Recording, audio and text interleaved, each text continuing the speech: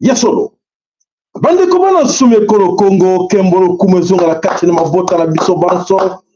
Yasolo te bomoni nga lelo na ye liboso na bino nga le grand sacrificateur papa Sayala na bino aye. Aye na teni ya mosala. Aye na teni ni bako mona teni oyo. Teni oyo ezali ya solo so bomoni ya image olobi ah.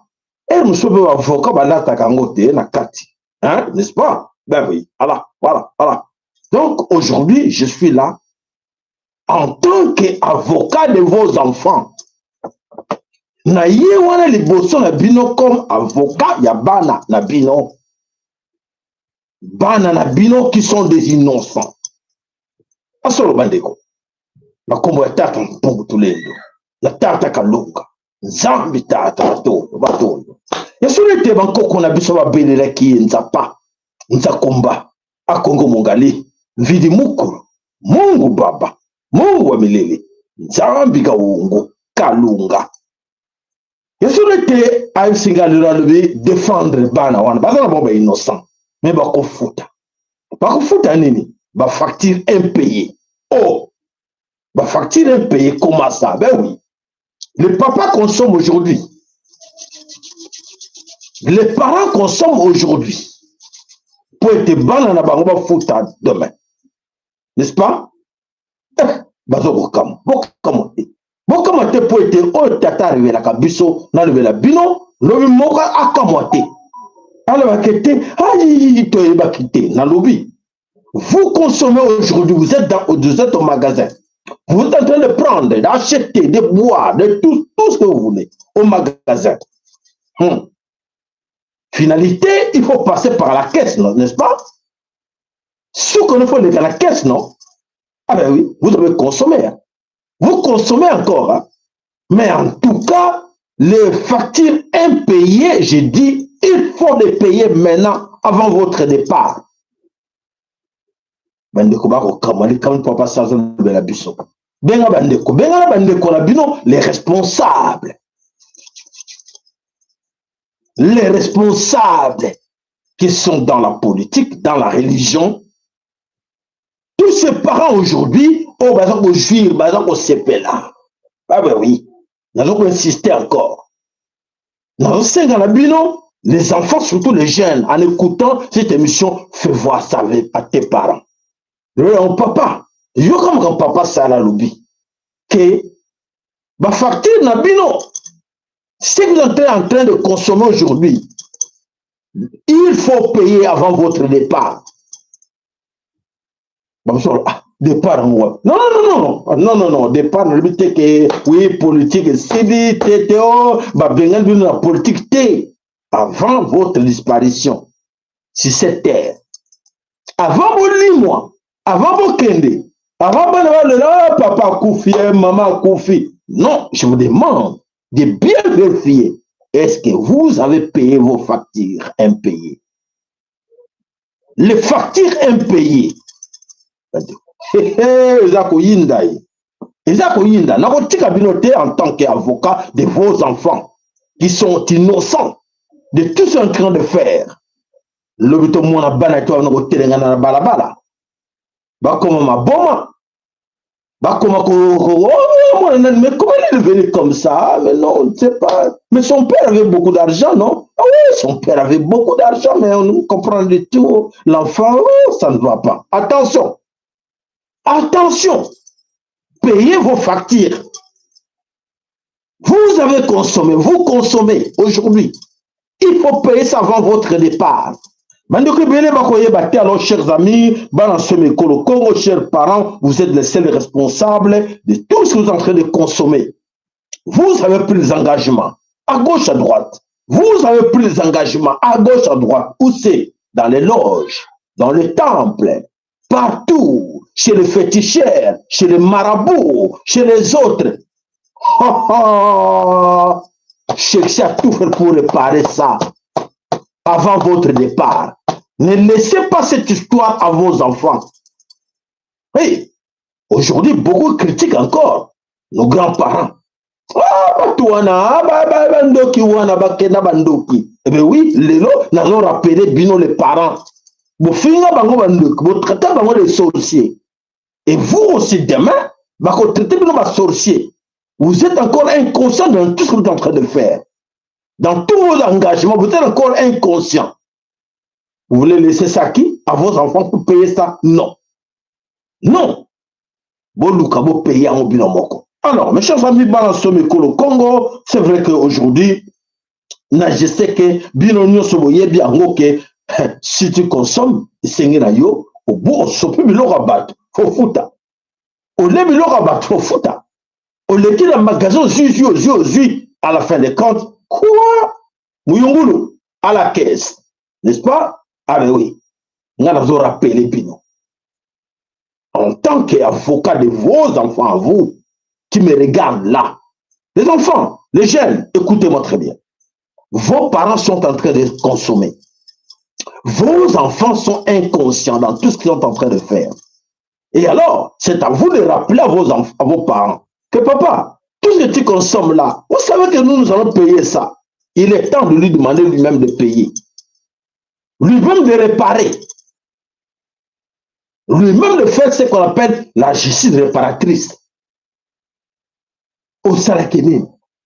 Karma. Yo moko futa karma na yo. Yo moko, tu es obligé de payer ça. Ton karma, il faut payer. Ne laissez pas tes enfants parce que vous allez faire lobby. Non, ce que tata za koloba adobi lever la bango, lever la ndekonayo et puis surtout bana. Alors, autant que la bilo bandekoba dans ce Congo, vos enfants n'ont pas demandé de consommer ce que vous êtes en train de consommer, n'est-ce pas? Est-ce que vos enfants vous ont demandé que non, papa, allez chercher, allez comment on appelle ça encore, la loge, que nous prêter serment que non, je jure défendre l'intérêt de la France. Non. Bon, on va s'engager bien en côté. Ah, c'est bon, maintenant, on est clair. Bon, nous comprenons très bien. S'il vous plaît. Vos cœurs, vos likes. Biso toga la mission spéciale. Ils ont encore la souté bevel. Biso toga la makamu. Oh, ils ont serré l'avenir pour tes alliés. Oh, nous sommes koyo kawana. Ils alliés le laka yamvulu si kimbango. Et tant kimbango, tata kimbango aza koloba. Ako pesa ma tête, on pesa bino mateya. Bandeko bobele la bankoko na bino bazonga na ndako. Bandeko boye bako bele la bankoko na bino. Boye bako luka nzela passerelle ezobele moko. Nzela chemin ezobele moko. Ya nani ya tata oyo moyindo nzela na yo ezali tata kimbango dans tout monde. Et ya lobi bolingo mibeko pe misala. Alors là-dedans, bolingo mibeko pe misala ezotinda biso ya orienter bino de ne pas faire de bêtises. Oh ba mususo ba kelele boso oh finga kabango. Et vous-même vous êtes dans les mêmes chemins. Les mêmes chemins pour dire que non, tété abiso to yeba te yeba kite. Je vous rappelle aujourd'hui que tout sont en train de consommer. Non, c'est aux salles, aux yiba, aux détruire, aux salanini. Vous comprenez, vous comprenez ce que vous avez. Donc, tout ce que vous êtes en train de faire, réparez ça avant votre grand départ. Oh, n'a pas quitté, papa Sala, n'a pas quitté, et surtout à vous les jeunes, je vous demande, passez cette vidéo à vos parents. Même à Robert, même à Sirkelayo, mais passez la vidéo au papa. Nous, on ne vous a pas demandé d'aller faire ça. Maman, on ne vous a pas demandé pour être pasteur, évêque ou quoi. Non, non, non. On ne vous a pas demandé ça. Tu as innocent, tu as sur la terre, tu as maman. Mais quand tu as la responsabilité pour être lobby, tu souffrir devant les autres, tu souffrir devant Zambé, tu souffrir devant le monde. N'est-ce pas? Vous avez bien compris? Moi, bana, bandeko. Oazo yoka makamnozo balelo te. Soko lobeli yete. Soko rappeli ba parents na yo te makamnaza koluba. Et que vous allez mon boulot. Bakotuna yo. Mais non, mais il fallait qu'on rappelle bango. Qu'on interpelle bango. Papa, tu n'es pas là-dedans. Matondo papa. Maman, tu n'es pas là-dedans. Matondo maman. Comme ça, soko kena yo gentiment. Au tel biso d'être. Au tel biso facture un payé. Pour facturer un pays où on a matata. Hein? Vous avez bien compris l'explication. Il y a autant que l'on.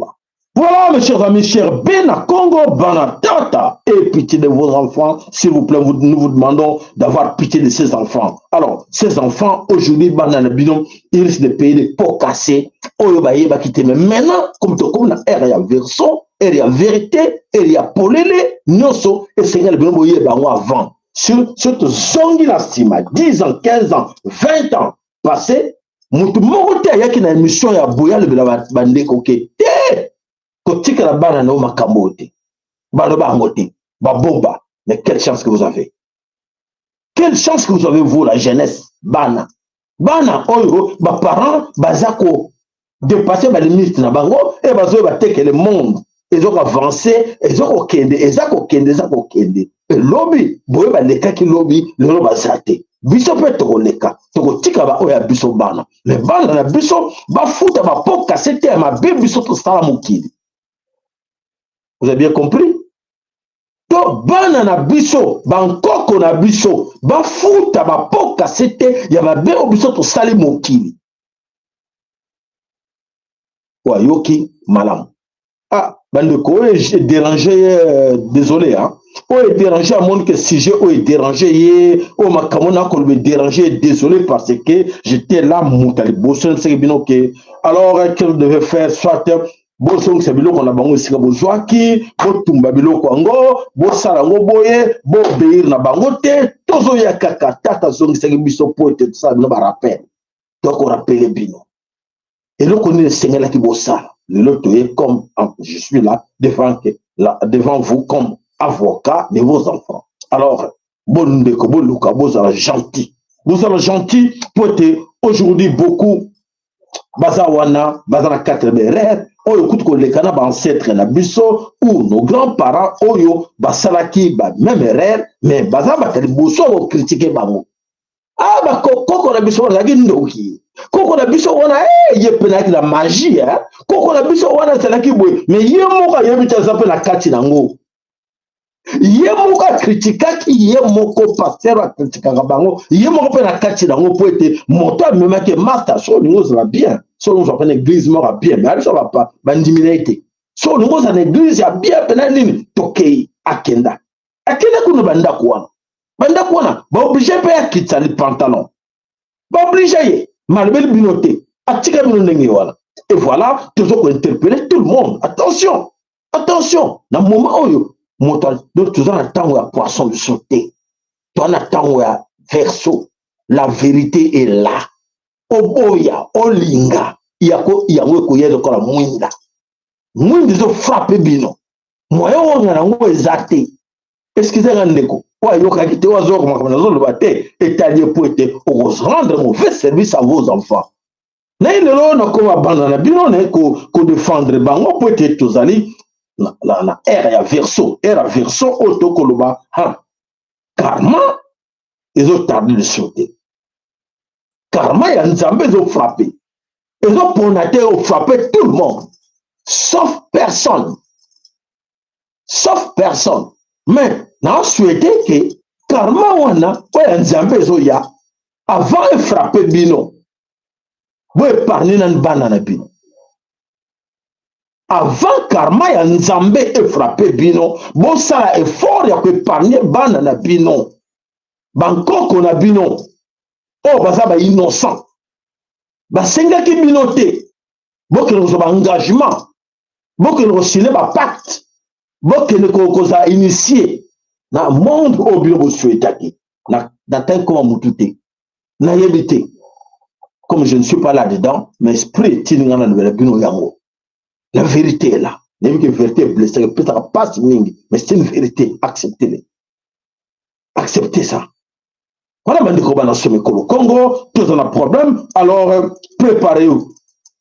Préparez ma camounion sur que non, j'ai fait des erreurs. Telle erreur. Comment je peux rectifier ça? Comment je peux réparer ça? Il est grand temps. Il est grand temps, mes chers amis, il y a solo avant qu'il soit trop tard. Alors, tout ça, non, to boy to tika charge oyo et pas ya banana biso po te banana biso, ba tina ki biso te to wana na tango to lingi banana biso. Na tango to lingi bankoko na biso, to ko souhaiter yango. Na tango bo lingi bango te, je pense que na bo lingi. Oh, je m'en fous, ba dia ki mbongo ngote. Ah, pour bango boya kite, ba linga ki succès ngote. Ah, pour balinga te ba mona ki esengo koza na papa moko azali mosaleli ya nzamba munene na kati na mokili. Papa moko azali politicien munene na kati na mokili. Ah bon, ce qui banne ba souhaiter que ba tinda ko nsala ngo tikela ba. Tikela ba ni ba bewa. Et ba moko yebaka ngo mon frère, ma sœur ba ko souffrir.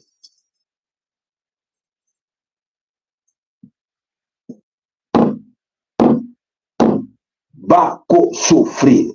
Bokinga yebakango ba ko souffrir pour être yonde muto luka ki makambo oh le bakano tokata balien okata balien te okata lien wana te pour te lelo na tango verso boza ko yeba makambo ngine yinga na yeba teke lelo toko sala émission bo to la vérité bo na yeba kamote mais inspiration nzame lobi na bango banza butu lobi. Oh, ils ont préparé depuis hier. Les coloniaux, c'est une rappel à Kabino Yango.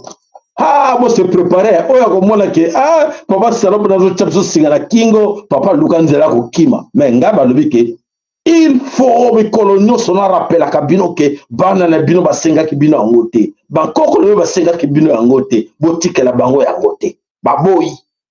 Na place na Bango comme avocat na Bango, na lobi, Baboy na Bango. Botika la bango angote. N'est-ce pas?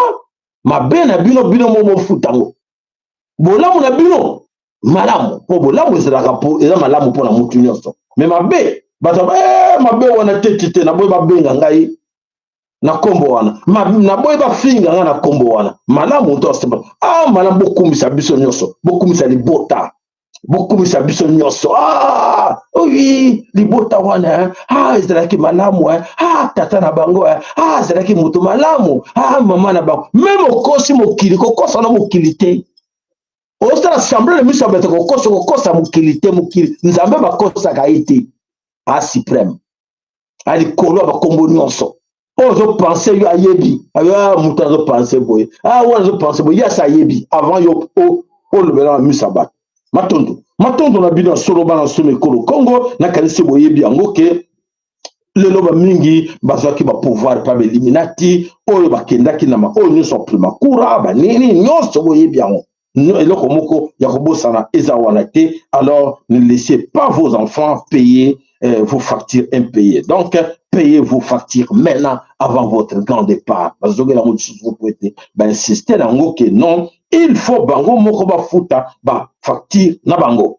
Alors na kanisi bandeko to kani bien na likambo ba facture na bino oyo bo sali ozo bozo consommer bo futa ngo le na caisse bo futa ngo avant karma ebeta moko na moko na kati na bandeko oyo ba yebike balekaki na nzela wana oyo ya bobungi oyo ya kozanga botosi oyo ya tata nzambe alingaki te asuetaki yango te biso moko bakosaki biso na bato mokili tolandaki yango tokende koluka yango alors il faut assumer responsabilité wana ya koloba ke oui tokotaki yango esengeli na biso tosala nini tosengaki na bino depuis longtemps bolongwa boboma botumba bozongisela bango oyo azongisaki bravo wana olobi ke oepaniaki bana na yo oyo azongisaki te wana etali biso te ale tokei wapi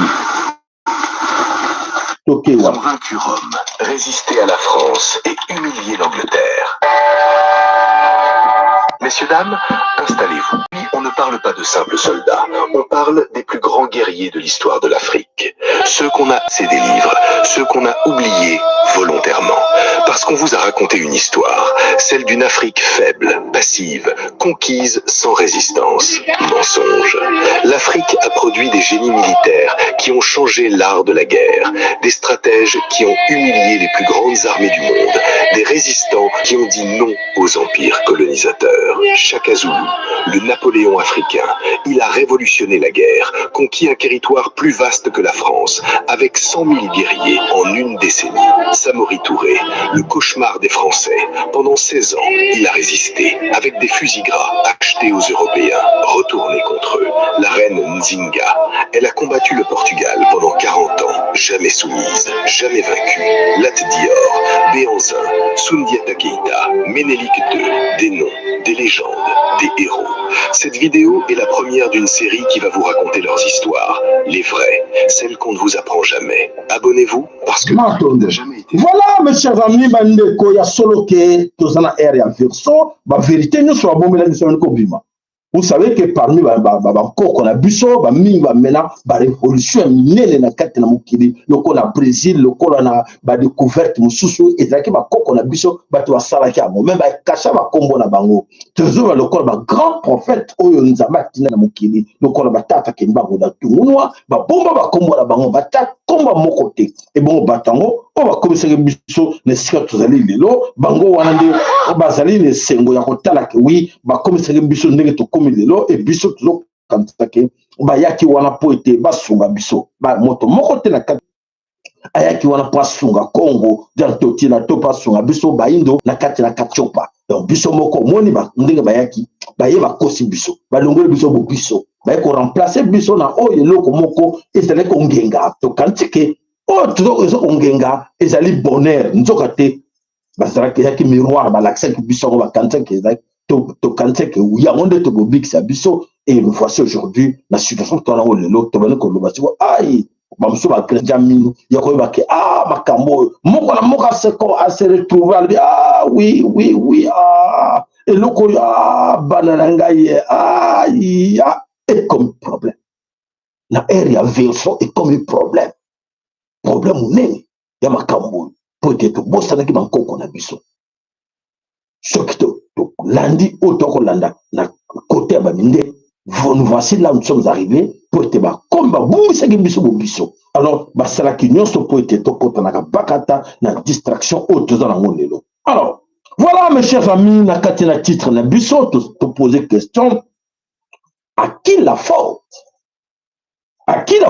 si les pères et mères yebi biso nyonso les pères et les mères c'est-à-dire biso ba be na compte beta katolo biso bakolo Congo des pères et mères.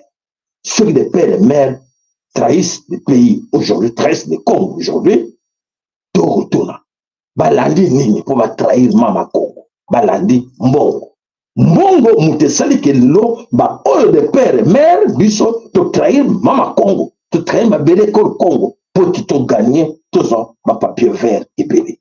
Alors ma papier vert ou belé te suis to komona ke to sala ki mosala ya mponda, n'est-ce pas?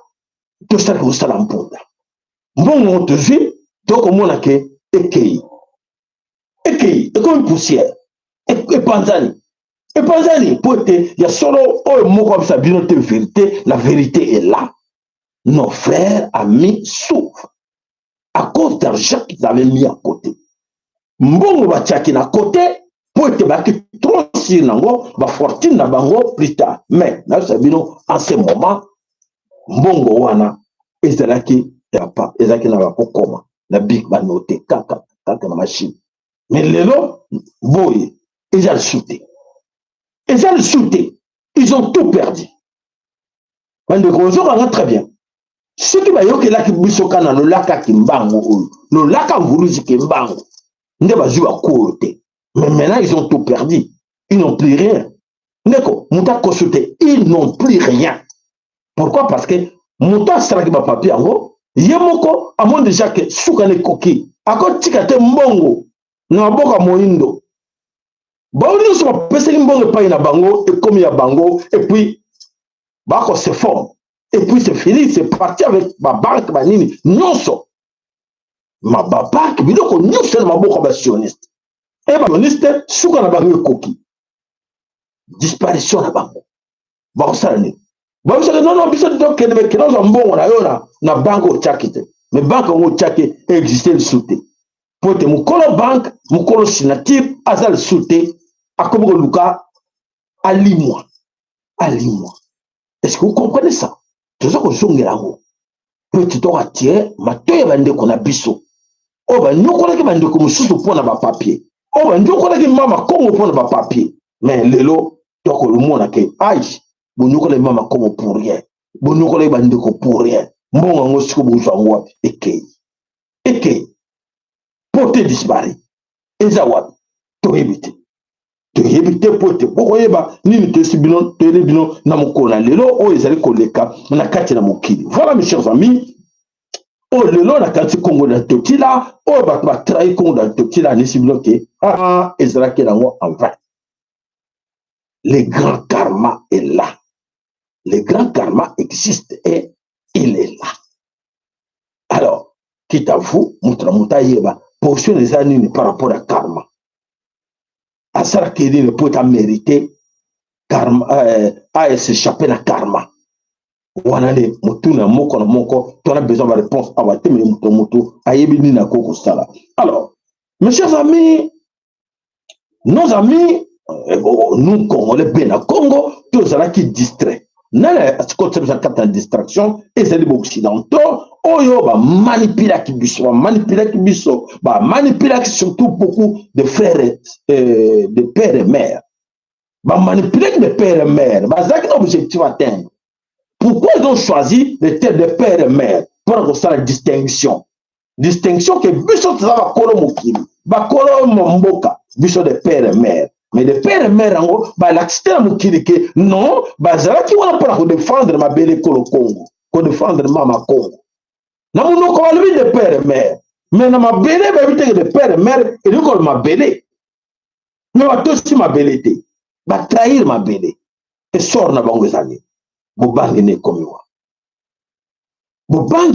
wana voilà bandeko bana somi ekolo congo esoloki bandeko alors ebele babanoko seku banoko croire toujours na makambo to bayelaki biso bakosaki biso balobaki to souhaite bozala divisé pour rien bayaki na tribalisme bayaki na régionalisme bayaki na baparti politique bayaki na bareligion nyonso wana ezalaki bien organisé na bapaya po ete badrible biso ndeko kokanisa teke lelo boyokaki makambo eza konginda wana tribalisme régionalisme baparti politique ke bango moko bakrete mopaya moto apona kopropose bango yango mopaya mono kosa bana binoko wana bango bolobaka boye ezalaki bien monté bamontaki yango po ete tokoma ce qu'ils sont aujourd'hui mais dommage pour beaucoup parmi nous oyo babano pense te ke bayaki na vision te comme bayaki na vision te bakwaki na kati na libulu e lelo mingi bazofuta deja karma na bango karma eya nini souffrance nini miso bazofuta yo encourageaki le mal yo encourageaki songolo kinganda il faut payer. Vous comprenez? Tozongi soma comme facture. Oh, consommaki non. Au fait, consommaki batimisusu. Yo zaki na base, au terre. Il y a conduire tous les autres en erreur. Pour aujourd'hui 200 francs.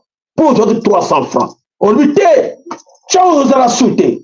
Bana tchango toko bindi sabango. Bana tchango toko betra bango Congo ne mboka. bana chango bana ko bina kaka ah bana chango babini mais ko bossa nango teke yonde muto kotseki bango nango bato nyonso ba contribuaki na kati na makambo wana moko na bino ayebi amiyebi niveau na yo oyo salelaki campagne ya kolobaka te biso ba parti politique mais na kati na oyo bakenzaki ya lokuta na kati ozalaki nazokosa bango mpo ete to détruire oyo force oyo tozokoloba oyo bana chango bo bacontribuaki nango bakofuta exéchappe te paiement ya caisse doit en karma. Qu'est-ce karma? Il faut payer. Au kosaki bat. Oui, bande au kosaki bat. Comment va koufi pour na kokoso kosaki bango? Dans les hôpitaux, par manque de médicaments, par manque d'eau potable, par manque d'électricité, par manque de banzela, par manque de transport, par manque.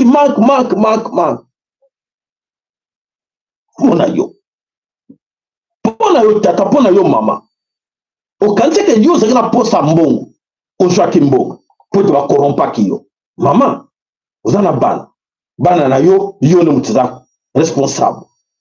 Oyo osali, au consommer, souka payer, au foutanine karma. Aïe aïe aïe. Voilà, malheureusement, beaucoup sont trompés au pied de nos adversaires, brisés. Oh, bah, adversaire, bah, sali, nyonso, bah, koti, biso na kate na moburu. Tout ce que nous vivons là, nous, on voyait ça déjà de loin.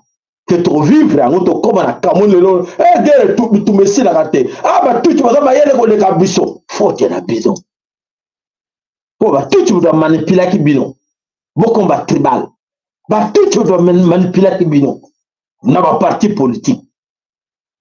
Yon dimi, on manipule bandeko, ba contre ba parti politique. Ba za la kwal politique, ba sukiwa. Donc c'est un parti politique ni de ko sauver Congo. Tribune ne ko sauver Congo. Région ne ko sauver Congo. Mutuna. Na tuni mutuna bo pesika yano, ezate. Ezate. Biso moko ba terre.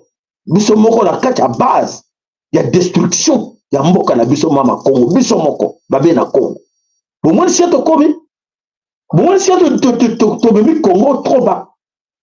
Non, gars, même député, naki sénateur, naki ministre, dialelo, la moto, ici de viva, il ne peut viva. Alors, aux la 4, c'est là-dedans. Na moment où il fallait bien se voir non on va la biso tete tout tika makambo te boya les lobanza bezali wana solo que na limité na 12e na 15e na 16e na 2e na 3e ri wana boko mona yo serait campagne wana n'est-ce pas au serait une campagne au teki bango nini est-ce qu'on a lisaki que makambo muto sala eza bien mabe pour les cas, il y a de quoi na piège pour manipuler les autres que bah que les cas de sika wana oh 3000 la kati 5000 banda yo maman je te bino ba maman nanga bino na base yeba ka onke o sombi eloko na boka muyibi ni bosa l'état ba benyo reseler o wa mukangi pour yo encourager muyibi la ke na ko yibaka toujours yo na tango sa la campagne pour la publicité ya songolo kingande na musala osala mabe ya soloka ya kokosa bandeko yebaka ke oza na kati na libulu wana na kati ya karma ozali bamiso na tete makambo so wana ya solo te biso ngala te mbala misutu ono kaza député masu mabe yo sali na mukili eleki mingo leka député ko leka sénateur mama boyebi yango ba mingi bozoy ba te mamsu bo salima beko de ka ba député ba sénateur ba ministre ba président bo salima beko de ka bango po bo teki ba ama bandeko bo teki ba ama bandeko na bino combien des âmes oyo kenango po ko se bango boye pa na biso bo liaka fufu et pas na biso bo liaka le makola sosomi balé na fufu moko e ba ko pesa yo to sera campagne ngono Tata Kalunga, Butoka, bandeko. Baker, s'il vous plaît. Ton poste a des fils, la capote, bango, bazo, comme on a pété. Mais, like, et ça la bien. Like, Baker, na bino. Bon mata pression pour être bandeko. Et battre la émission, ils ont émission, moi, mon touya, auto sala. So bozo moi la ngo bozo négligent ngo bolinga to lo bato finga batu to l'accession banzota batu te. Auto zo lo beza très important, surtout pour l'intérêt de nos enfants. Intérêt banana biso nyos. Oko boye bango. Auto zo ko bundela, to bunda bana biso to tikala bango bo mengo. Auto mona de le passé ba o ba tika bana na bango na kata na situation bana ba souffrir ba zo souffrir na lelo. Bazo souffrir dans les lots, tout le temps va commoder. Mais bana bazo souffrir dans les lots à cause de mes reines et mes parents. Est-ce que mes parents va tirer les bango et mes parents va qui m'en fou, bakenda, mais le lot bana bazo fouta. N'a que le mawa, bazo fouta karma à place de mes parents, n'est-ce pas? Bien sûr, vous comprenez là. Voilà mes chers amis, alors. Banguna na biso bayaki na plan utilisé pour régner, effectivement, ce qu'ils ont fait en nous amenant tribalisme, régionalisme, et puis à ma parti politique, et Kabouani, mais belé, plus de 1000 et quelques partis politiques, et ne produit rien à Congo. Nous allons passe, bateau koye bate. Mes chers amis, on est allé poisson d'avril. Nous sommes encore non. Tu allé le 1er avril. Mais la poisson d'avril, c'est une vérité, tout ça qu'on l'a. Na kanchi, token man na actualité, mais biso tout ça qu'on l'a bilan oyo, et on les kanakate na mboka na biso. Alors, mes chers amis, on va faire les comptes, le bilan de ces 66 ans. 66 ans, compte et bilan. Nini tout ça. Comme ça, mokona biso a se retrouver la carte na bilan. La bilan toujours pesa lelo, il y a 66 ans, tu dis que tu belé là, tu yemba ba hymne national, mais ngana retena kaka eloko moko la hymne national qui toko. Nous bâtirons un pays plus beau qu'avant dans le pays. Tout ce qui va. Toko bati, toko tonga.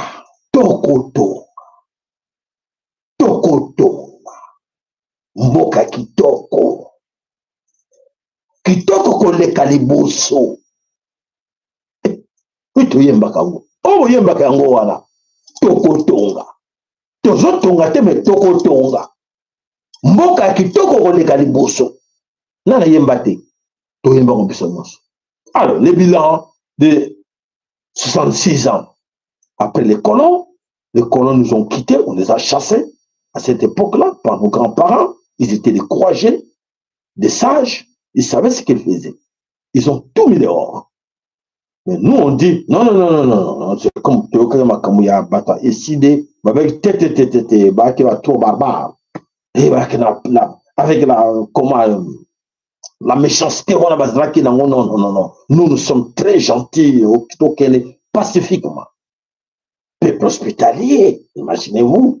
Ces peuples hospitaliers, pacifiquement, mais non, pas question de pacifiquement. Elle est là. Tout. Elle est. Biso y a 66 ans, tu dis qu'elle est canal. Malembe, biso ka malembe, non, comme que le moutoute. C'est pas bête à gauche, personne à droite, n'est-ce pas? Oui. Pardonnez. 7 fois 7. Eh bien, vous pardonnez. Oui, peuple hospitalier, peuple a pardonné. Oui, tu pardonnes. Pourquoi il a fait son idéologie? Eh bon, tu vivre, mon talent là, tu montres que tu l'avais. Alors, voilà. Ces bilans, vraiment, après l'indépendance, après avoir chassé tous ces colons de chez nous, tu as constaté que dans notre bilan là, on dit, du côté armé, vous avez la réponse? On va commencer par l'armée, c'est la force qui défend la nation. L'armée, vous avez la réponse? 4. L'armée, ça n'existe pas. Il n'y a pas une force armée. Il y a des brassages, mixages, infiltration, commandement, des autres. Donc, l'armée est impuissante. L'armée n'existe pas. Comment ça? 66 ans, on n'a pas une force armée. Alors, toqué Mamsoun dans la police, la sécurité. Oui, la sécurité, mais non. Zéro. Sécurité, non. Exact. Mais tout ça, comme on a, en pleine journée,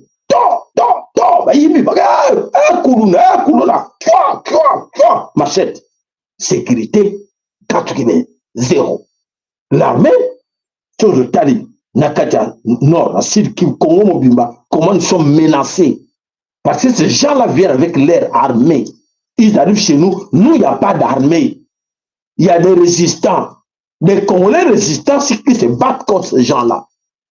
Les Maï-Maï, qui ont combattu depuis avant même l'indépendance. Ils sont toujours là. Maï-Maï. L'armée est zadée. L'armée est zadée. N'est-ce pas? C'est la vérité. C'est ça.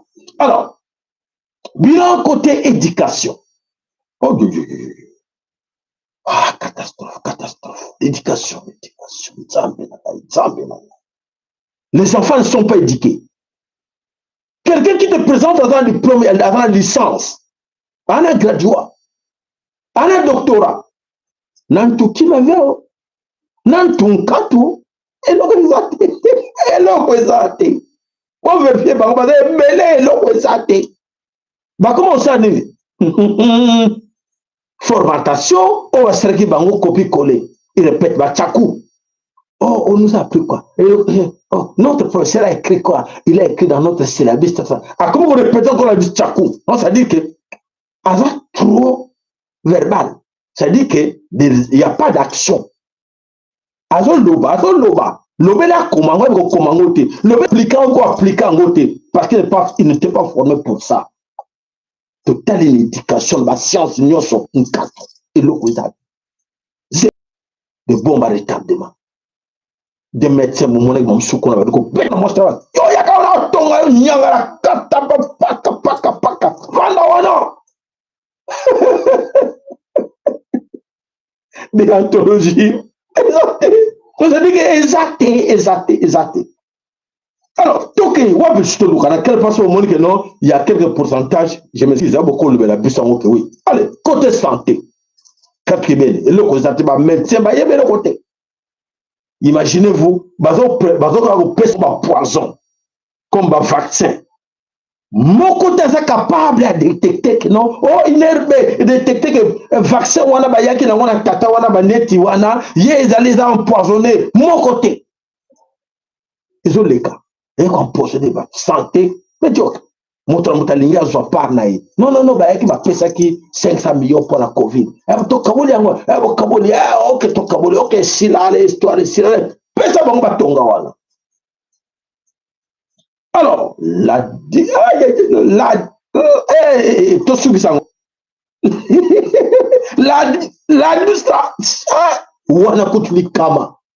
l'administration exacte.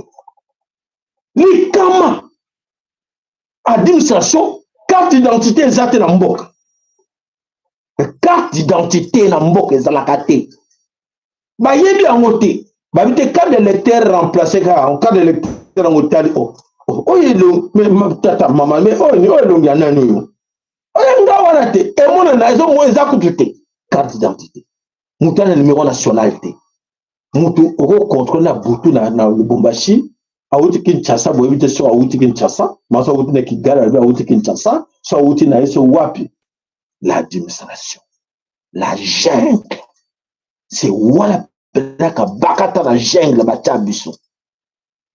Donc, on a la cabote, parce que, pour ça belge, que non, l'administration n'a pas organisé. Non, parce que nous sommes bons, nous sommes les Congolais, on est habitués avec vous. Non. Ici, allez, ton passeport, ta carte d'identité, allez. Ton séjour. Non, mais un séjour illégal. Allez, restez là. Bah, casez. Mais pas chez nous. Libanais, Chinois, Indiens, à côté de la ligne. À côté partout. Bah, il y a à côté de mon colonie, à côté de quel coin à pays, à côté de quoi? C'est l'administration. Il n'y a pas de contrôle. Il n'y a rien. Administration. Au moment que nous communiquons, non, il y a quelque chose que les alliés bien, on lui a tête papa Sarah n'a pas on a au lobby. À tout que la vitesse. Alors, ton lobby, l'emploi, moussala, les chômeurs, emploi, même quand tu contrôles, ils ont bah, il y a combien de chômeurs dans le Congo, combien de sociétés, combien engagés, combien, et salaire n'a pas combien, bah, il y a passe, emploi, zéro. Au Kounaga, bah, comme petite et moyenne entreprise, tout ça, bah, combo kaka. Mais, quel est le petite et moyenne entreprise, de parler, administration, gérer, comment? Moutaye na tonga comme le comme administrateur ya la société. Azu mukimikanda ce jour wa. Mikasu ba yebite atraka société. Azu ko la bosso. Mais yo sala ba mboka monsieur. Bandi mayo.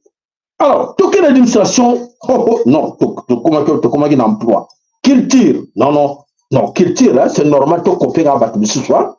N'est-ce pas? Vous êtes d'accord avec moi? On copie les autres parce que on va voir comment leur façon de prier, leur façon de croire, tout le monde culture, il y a bon qui on a copier-coller. Là, nous sommes d'accord avec vous, hein? Ok.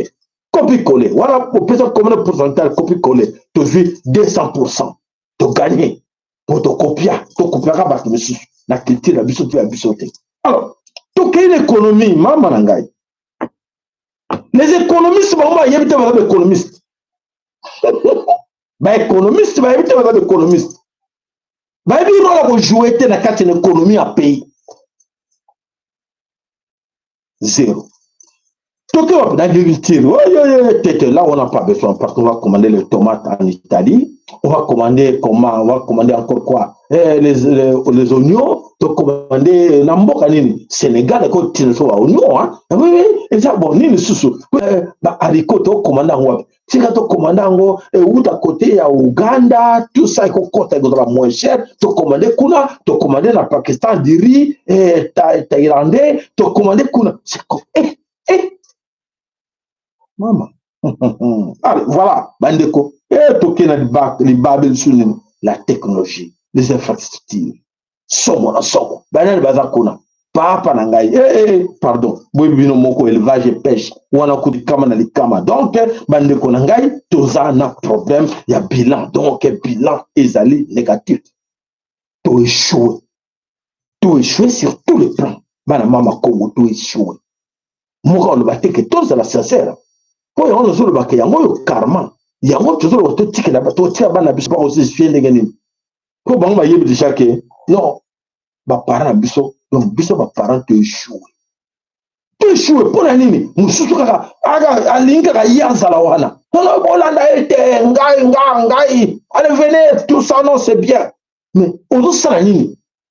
5 ans, 10 ans, 18 ans, Ozawana, 20 ans. 40 ans, les autres sont là dans l'administration. 40 ans sont là au pouvoir. Dans l'administration, la Sénat, la Nini. À Pikawana, et l'on ça la pesate. Mais il y a une bête à la cachette. Et il n'y a pas de bureau. C'est quoi ça? Il y a maman, on a peut-être un bête à la cacher dans le coin. Un bête caché. Il y a un gars. Quelque na se wala yanga zawo maman tel ko na sete ay azung sango susu afongoli azui atina tiroir na ye ok na sina beta wala kuna pe kei abakisi susu ta na mesa moko bazongi 8 mo mesa ko beta caché kaka wala musai ga sine ga cheka point la jungle to keneki na poto te tu vas na poto tu kola na poto te yango to même na mboka to le batoni. Voilà mes chers amis bana somme kolo Congo ya solo que nous on a échoué. Pourquoi on a échoué? On croyait travailler avec le talisman magie ba loge na bango ba franc-maçonnerie nyonso copie coller la côté culture nyonso wana to monique vraiment to insulter ki ba koko na biso moko to salir. Rien dans Mama Congo. Échec. Et voilà, aujourd'hui, le kataki ba lien. Le kataki ba lien, tout de suite, le kataki ba lien na Bangkoko, le petit ba lien moussous. Flèche-toi. Lien, le na lien na Bangkoko ya Israël. Les résultats là. Le na Bangkoko ya France. tokele bakoko ya baaméricain mpo bango nde bakombo eza bien ya biso eza bakombo ya salite ya bango nde eza bien tozwa bakombo na bango tozwa culture na bango tolobaka français na monoko ya makasi comme ça français wana nde kotonga mboka etongi te bandeko na ngai bana some ekolo Congo pasi na pasi bandeko bazali kosouffrir pasi na pasi alors pasi wana échec total oyo tozwi alors voilà bandeko esika nini tokomi tokende toluka toyeba tokorepare yango ndenge nini parce que eza déjà consommé eza consommé mpo te biso moko bato tokreaki yango toaconsommé ale tokei ale en image nini toyoka bolanda. La RDC encore et encore, sans que Kinshasa ne réplique vraiment. Pourquoi l'armée congolaise ne frappe pas Kigali, malgré les bombardements du M23, malgré la chute du Vira, malgré l'humiliation répétée? Est-ce la peur, la faiblesse militaire, la pression internationale? Aujourd'hui, nous allons dévoiler sans censure les vraies raisons qui expliquent le silence militaire de la RDC. Des raisons géopolitiques, économiques, diplomatiques et stratégiques que personne ne dit publiquement. Bienvenue dans cette enquête. Le rapport de force militaire réelle entre Rwanda et RDC. La première vérité est brutale. La RDC et le Rwanda n'ont pas la même machine militaire. Le Rwanda possède une armée compacte, entraînée, technologiquement cohérente. Ses troupes sont disciplinées, homogènes et contrôlées par un commandement centralisé autour de Paul Kagame. La RDC, elle, possède une vaste armée mais profondément fragmentée.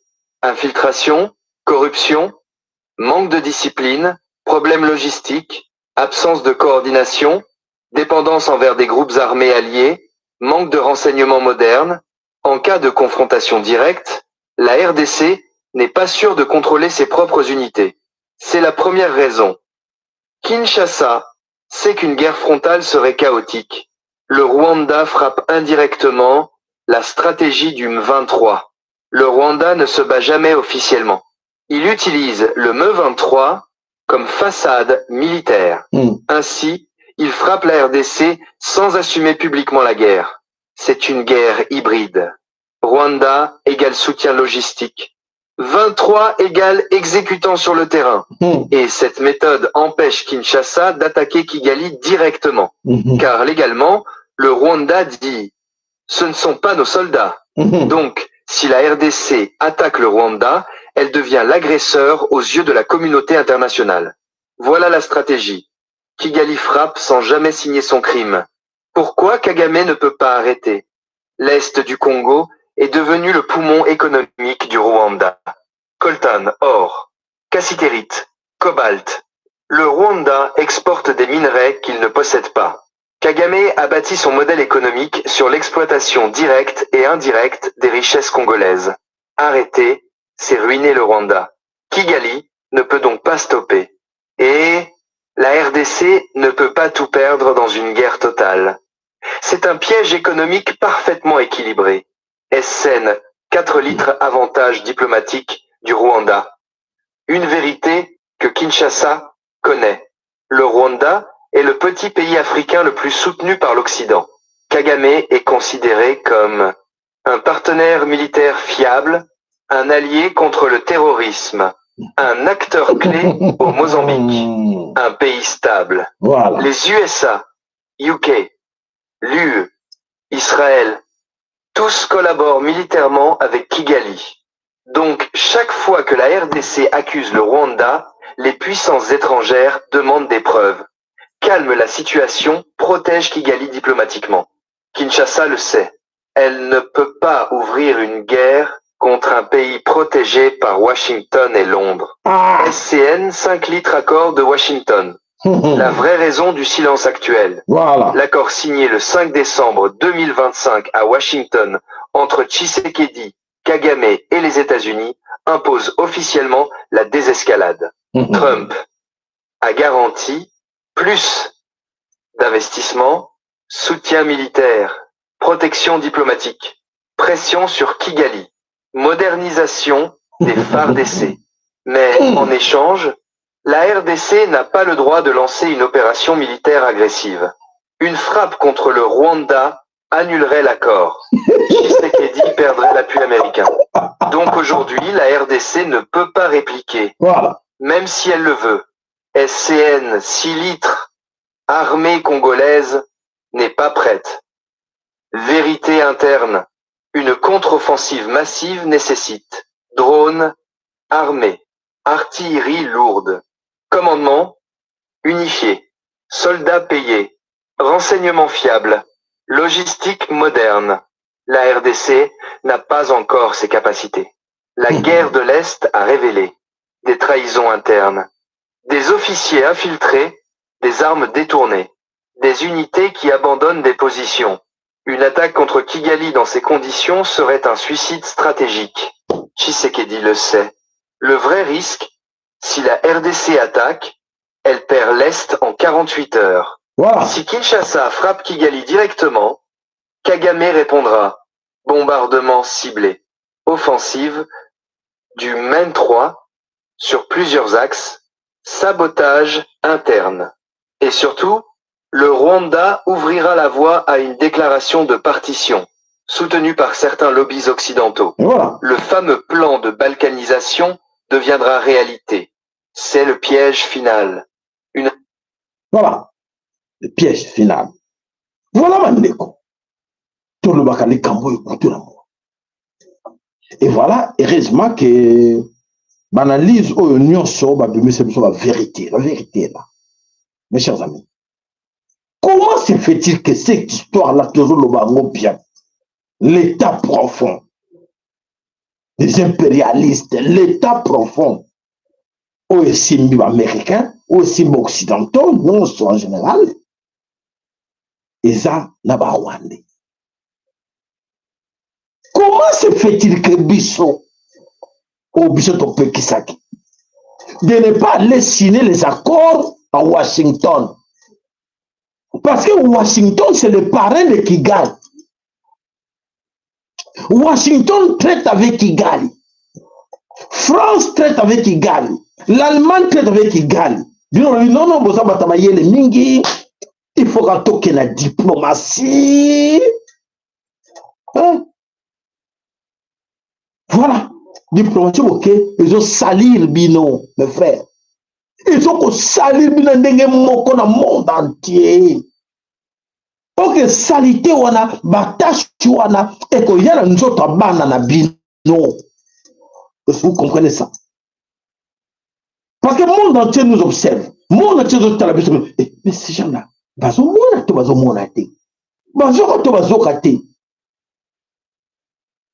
d'autres pays, des plus hommes intègres, nous lancent le message. Les faibles vont disparaître. Les faibles, qui sont ces faibles-là? C'est le Congo. C'est les Congolais. Nous sommes des faibles. Sauf que divergence de côté. Parti politique na biso et ça projet de société au-delà du projet de société français on est projet de société à acteur sous allemand américain soutien na bango mais tout ça bololé moko na kati na mokili zo yebate ils ont comprendre. Qu'est-ce qui ne va pas? En ce moment tu dis que biso do freiner et là il y a Congo, il y a Afrique est bloquée à cause du Congo. Mais tu souhaites la mission de terre et dans le bloc s'en fout. Si Kagato to Kangwana américain. Américain dans la base de malheur, misère na biso. Comment les émissions te salité t'expliquent? Et puis cette histoire, c'est pas connu aujourd'hui. Dans nos oreilles, dans nos têtes, dans l'histoire du Congo. Comment vous nous les connaissez que oh mon que non. Si le Congo n'avance pas, c'est ces Américains là qui sont à la base. Si le Congo ne se met pas debout aujourd'hui, ce sont les Occidentaux. Monde entier, c'est qu'on dit monde entier. Mais bien sûr, on dit, c'est avec eux toujours. Oui, c'est avec eux. Vous voyez, vous savez, non? Quelle humiliation! Vous êtes humiliés. Vous êtes ridiculisés. Et c'est vos enfants qui finiront par payer les. Vos enfants vont payer ces pots cassés. bana na bino to futa. Croyez-moi mes chers amis. Et ça non, il y aura des règlements de compte. Non. Pas de règlement de compte que non, kunato bundi sabango popo bazara. Spirituellement, Nzambe tata. Ou à juste. Juste ça va mokilité. Juste à Nzambe. Moteko beta. Et donc beta déjà. Yakomona baboni batiki sama batiki mokili oyo. O ba ke pona makambo aventure. Boni bakufi pona ba aventure. Boni baza kokufa batoni na bopito batoni na morgue. Pona théâtre tozosala. Te ba weba na bakote. Ah biso to damela arwana ba weba te. Ah biso pona laro ne diwana pona ni pona senior. Ya ba wa chako na petike na bada kino chango kuna na pale. Ba weba na bakote ba yibe na ba pa yumat. Ba to mote to ele ba ngo bale awa match ka to gagner mote ba yumat tala na balabala. Tala na balabala ba yuma. Ba yu. Tala to gagner match. Tala ba yuma. Ba bo sana ba ngo et après. Ba gagner le par que la coupe du monde et après coupe du monde bo sala woni. Même aujourd'hui coupe yango du monde. Mbongo bo monde yango te. Ba to sepe la kino ceux qui ont gagné. Ah comment mbongo na ta 5 milliards wana 10 milliards wana auto koshwa et ko bongisa mboka. Combien d'entrées au kota na mboka? Des millions, des milliards et mon anaté. Il y a combien de monde là? Vraiment, nous sommes des bololés. Les gens ne réfléchissent pas. Ah, tellement gêné, belé na kata chobaye na baote, sont même pas encadrés. Baza wana kaka, babini, maman, koza fufu kuna te. Ah, ngala uto beta kutoka match kwa mama nzala ko sakana te bitu mebibi na kata lupango. Na kata nda ko poa sakina nzala. Akena okumisa match. Misuba kati bango misuba zoki. Pour le loko azo sepela yebi ne cause de pourquoi azo sepela. Il va porter l'inaye et loko izateka. Non. Et de ce loko makasi Congo te. Ah, pays na biso te. Ba mboka misuba ba sepela kana ba pays na bango na ba sport ba mboka na bango pour ba apporter quelque chose dans la nation. Et ko kotsa mbongo na mboka. Mbongo wana et ko sasa bopito. Et que ça va nzela, et que aider les pauvres, et que ça va pas sa main potable, va pas ça la courant, mais puis on a besoin de la montée. Tu as besoin de la montée pour ton mbongo, mais puis on c'est la chose, tu as banaka koko kemande. On peut savoir ce qu'on fait monétaire, ça va savoir plus. FMI, non, nous sommes moins de konzala. Et yewo, tete botikonga kuna. Et ils ont continué. Bon, on a longuement mouké. Ils ont longuement viré de ma compte. La Congo est commenté. Et commenté. Vous méritez. Parce que le niveau est trop bas. Éducation, de base, exact. Les jeunes n'ont pas d'éducation. Ils n'ont pas droit à la baroté. Tout le monde de monsieur bébé.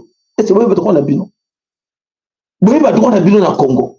Vous avez devoir à la bino. Pour tout le monde, vous avez droit à la devoir à la bino. Baby devoir na bangote, baby droit na bangote. Mboka mobimba. Et vous lui dites non, tu es à l'université. Oui, parce que si vous avez l'université, vous avez une supérieure, ces étudiants là, on va l'accès à la cité. Non, vous savez qu'il y a beaucoup, tu as le droit. Non, tu as le droit de revendiquer tous ces dîners pour le droit de bafouer. Bah, droit na bangoba yébité. Même les étudiants, en licence, 100, 300 droits, tout ça, bah, il y a bien le côté. Ça voilà qui n'a pas les canaux, bah, des babos na télévision que oui, tout le monde le cara doit y devoir. Tout le monde la chaîne va comprendre, ma maman va comprendre, le droit na bango zané na mboko. Et devoir na bango zané. L'État a devoir ni, a droit na devoir, bah, y éviter. Tout le monde a plus de fois pour son art. On a droit à devoir. On a droit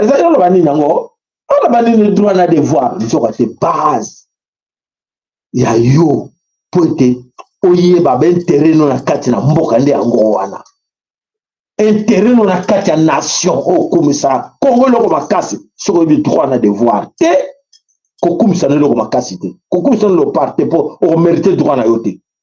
Na o le parti ko gagner. On mérite rien.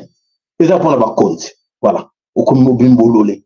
Non, et ça, ministre a sport. Et ministre sport, vous avez bénéficié. Bon, on a été. Oui, il y a des droits. Et bah droit na yote. Malheur à vous. Voilà mes chers amis, malheur na ba onyo so za ko yeba tendenge nini Congo sa ko kene pona nini bolanda. Tozo kene to cité bolanda biso ba like ba ker na bino. Ba like ba ker na bino. Alors, voilà ba like ba ker na bino. Tol ba na biso. Or ba lobi ke non, papa ça lo ba kité a sota ke loko wana lo bela ke biso ngote ah papa ngai to yaka to lo ba ka onyo so polele. Allez, on est parti. On est parti na politique na biso ingo lobanini politique ya Congo vidéo en boy voilà. Il parle du changement de la constitution et ce que nous ne pouvons pas accepter. Monsieur Tshisekedi sera accusé de haute trahison. Nous allons commencer la procédure. Monsieur Tshisekedi n'a rien fait depuis qu'il est là. Ce qu'il sait faire, c'est pousser les Congolais à la division. Ce qu'il sait faire, c'est laisser à Kagame le Congo parce que M. Tshisekedi a abandonné le Congo. À Kagame, l'Est du Congo. M. Tshisekedi est un anti-patriote. M. Tshisekedi, ce qu'il sait faire, c'est comment utiliser l'argent de l'État. Donc, doubler de l'incompétence. Donc, c'est un diviseur, il divise le pays.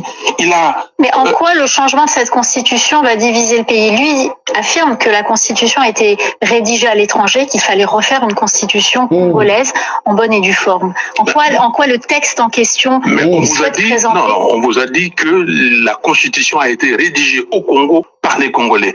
Le changement des constitutions n'est pas prévu par la constitution. La constitution prévoit sa division. C'est tout à fait normal. Mais lui, il veut changer la constitution simplement pour demeurer au pouvoir, mais demeurer au pouvoir pour une partie du Congo parce que Tshisekedi a vendu les Congo à M. Kagame. Justement, Félix Tshisekedi, lui, se défend en disant qu'il n'a pas du tout l'intention de rester au pouvoir. Pourquoi ne pas lui accorder le bénéfice du doute? Mais qu'est-ce qui va changer? Le problème, est-ce que Tshisekedi a dit ce qu'il va changer dans la Constitution, ou en tout cas ce qu'il peut réviser dans la Constitution? La Constitution est révisable. C'est une œuvre humaine qui n'est pas parfaite. Mais aujourd'hui, est-ce que c'est opportun de se pencher sur une révision constitutionnelle, ou ce qui est important, c'est de voir comment recouvrer les territoires congolais? Il y a plus de 120 localités. Tatoyo. Tobina, bon qui t'habite c'est bisota. Congo nde mboka. Suka kone bosa mindele yo kama kabaza koloma. Oyo. Est-ce que vous makambo ne pas comme Mobutu? Hein? Boboza makambo ne pas comme Mobutu. Na butu baza ensemble. Na moya komi ko critiquer. A critiquer ni na lobité. Constitution va tourner constitution wana esclave l'étranger. Et ça va congolais té. Et ça charte bref, interpréter Gango. Et ça c'est vrai. Alors, tu as zappé à Rombaramoko. A zappé la question. Donc, le coup de la katina monoko. Donc, à ce sakanana ba congolais. Yo opposant. A yokanate. Batouazé au coup à gauche à droite. Opposant à yokanate. Opposant à Zalakasuna Congoté. Oh bah tika est pas détruire Tchangu, bana Tchangu le va comment va mboa opal, mboa plastique donc ça dit que mboa moko ba teka wana, ma fait ba ko teka moi et le voilà ça, yo wana mboa ko bangisa, opposition a pété, c'est ça l'opposition a pété, ba yebani opposition a pété. C'est le moment hier, c'est quoi donc on a ndengeni batindi hier que non ah mais quand le bel on a compté tout sauf ça continue sans jamais été a pousser argument mon tenir debout mes chers amis boyo na kanzi boyo ka français alors et là comment tenir debout na comment le battre c'est n'importe quoi c'est qu'il faut le dire. Comment croire à quelqu'un comme ça, un grand menteur? Donc, il y a à chacun de les Congolais, à Binsi Banachangu, à faiblir l'opposition, à bouger tout. Donc, on est là, force à soutenir, à défendre la population, à côté de ma base, à soutenir, à soutenir. Faut nous détruire ça, Banachangu, le bas, non, à tomber, à le si, on a sous. o beta toro wana chango ko kati sangote mayo ya chango ko leka wate biso watala biso basaka na biso te bazawa bakena wa tato alia bango tato ya lia bango asilisa bango ngala opposition isate dans l'era bim dans l'era bim nous sa campagne pour des Alex master là que de te ngana le terme constitution wana ba ko bouger ngote ngana le terme poison la récolte ka non yom to sala pote to garder wa biso ba tout to là voilà parce que baninga ka nani failute na Rwanda ninga failute ou de défendre banani ou azon lo bazo défendre banani ba tout cité pour la constitution pour la constitution ba tout il y a de défendre donc avant tout les valbela que gaza sénégalais biso de défendre que tété en réalité la sénégalais té ala congolais mais t'as la congolais de père et mère voilà un de père et mère. Vous voyez, c'est comme ça, mboka. Donc, batuna le koso, batuna mibi, mbongo kaka. Mbongo! Voilà. Vous voyez, comportement na bango, n'eng basa ko keleme, na avec possibilité, na possibilité vérité que karma ezali. Karma ezali et que frapper bango, croyez-moi, bakole la bango nyonso. O nous tuza ko sa lelo, bako futa yango awa. Nakati na mokili. Alors, bande comment la somme Congo toke wapi toke na kati na Moyen-Orient. Alors, na kati na Moyen-Orient pour être kuna eza nginda. Qu'est-ce qui se passe na kati na Moyen-Orient? Les pays arabes du Moyen-Orient ont tous décidé pour dire fini aux Occidentaux. Ils ne vont plus acheter des armes na France, na Allemagne, na États-Unis d'Amérique. Pourquoi? Parce que les Occidentaux vont trahir Bango. Il y a comme la puissance, Iran, bêta. Pourquoi les chercher ailleurs tandis que vous avez la force derrière vous, quelque part en Iran, et vous allez aller acheter des armes là-bas? Ils ont acheté des armes comme ils sont inutiles et fonctionnalités. Et voilà, les pays wana, fini, ils ne vont plus acheter, plus rien, comme armes aux mains des Américains, des Français, des Allemands. C'est fini. Les Occidentaux sont et vivez armes. Non, c'est fini. Et comme on se problème, va bombarder Iran, la bombe atomique. Iran parle de vous bombardez. Moi, directement, je lance aussi chez vous. Vous bombardez chez nous. Moi, si je lance le territoire américain, je lance le territoire français, je projette encore me frappe en Allemagne, de une équation. Ah oui, parce que les Allemands sont, les Iraniens sont capables de lancer même la OTAN arme atomique. Vous comprenez ça? Et comme équation, on fait quoi? Oui, bah, il y a des bateaux à terre, Empire Perse, ce ne sont pas des Congolais. Ce ne sont pas des Congolais, ne vous en faites pas. Bangaka, non, ils ont peur. Non, ils n'ont pas peur. De près, vous au moins, ce qui se passe là-bas. Pendant 47 ans de préparation, de quoi ils sont capables?